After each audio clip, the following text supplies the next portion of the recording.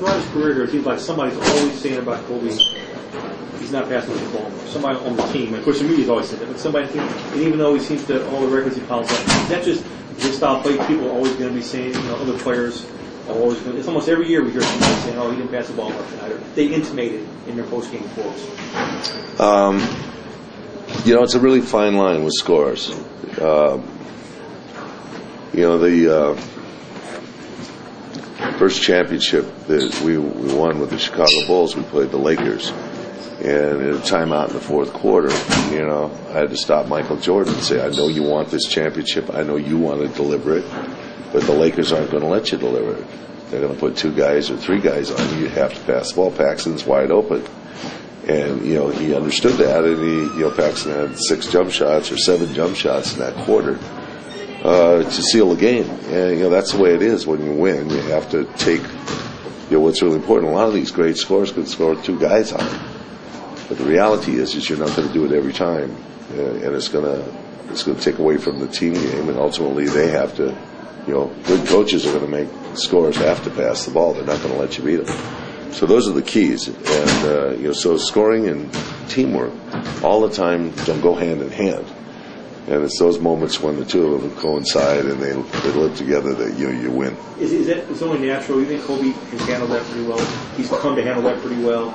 I mean, is it natural? Then I guess the teammates might complain sometimes, but that's just the way it is.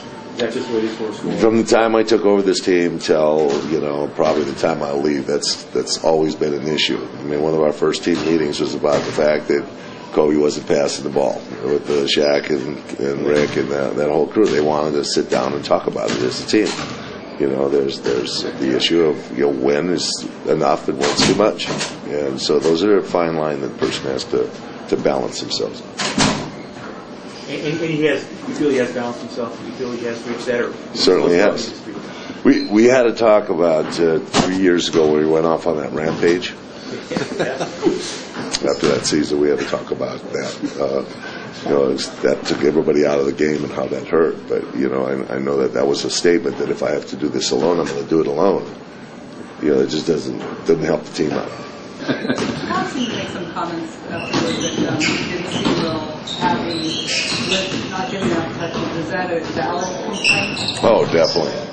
We got outscored by almost 20 points in the paint last night. We just did not get the ball inside and do a good job with execution. Andrew was, it's tough to find that, really what to pick apart with Andrew's game as far as, getting the ball and having opportunities. He had some turnovers. He had some missed shots that were pretty easy.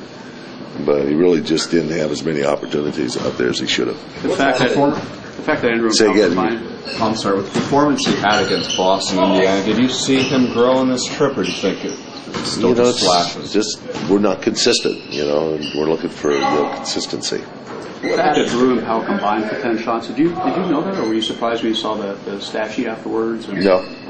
They passed the ball. They moved the ball. They got fouled.